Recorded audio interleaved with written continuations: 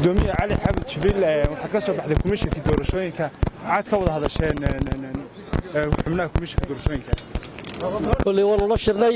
asal xisbi ahaan wixii nala gudboonaa baan u sheegnay kusimaha gudoomiyaha xisbiga mucaaradka ee ucud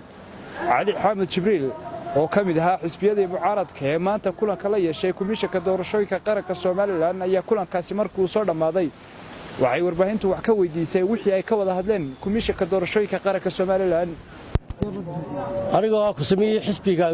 anigoo kusimihii gudoomiyaha xisbiga ucid waanu la kulannay komishanka doorashooyinka qaranka aniga iyo tiimkayga hareerahayga jooga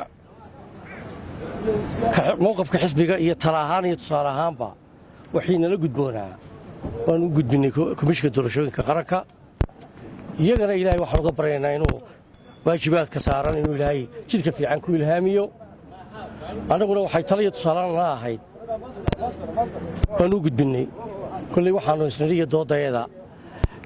suuqa ka sheegi mayno halkii ay khusaysay baannu dhignay gabodayadii halkaasaannu dhignay waxaana filaynaa in wax dalka iyo dadka iyo ummaddaba u wada danihii inuu ka soo baxo wallaahi kolley dalku shuruucu ku shaqeeya komishankiisa ma shaqeeyo tala suuqa taalan kuma shaqeeye xeer nambar 91 buu ku shaqeeyaa buug bay haystaan xeerarka iyo doorashooyinku waxay ku qoran yihiin markay habraacooda akhriyaan iyo sharcigooda kolley rag caqli badan baanu aqaanaa oo talada badsaday oo maanta waxay xeerkooda ku shaqeynayaan u garanaya anigu maanta marka wax sharciga aan waafaqsanayn la iman maaya waxaanu ka wada hadlay waxa sharciga uu komishan ku shaqeeyo waad ogtahay maxkamaddu qaraarkay soo saartay inay adeegsada tiri xeer 91na waxa ku qoran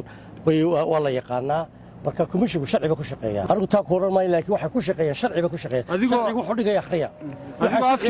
lagu wada hadli maayo adigoo afkii gudoomiyaha ku hadlaya xisbiga ucud doorasho kasta oo komishanku ku dhawaaqo diyaar ma u tihiin inaad gashaan wixii sharciga waafaqsan uun baan komishanka ku taageeraynaa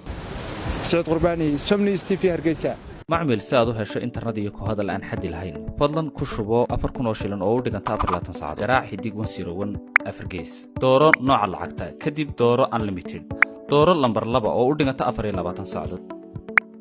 kadib geli lambarkaaga kadib biinkaaga Somtel waa shirkadda dadweynaha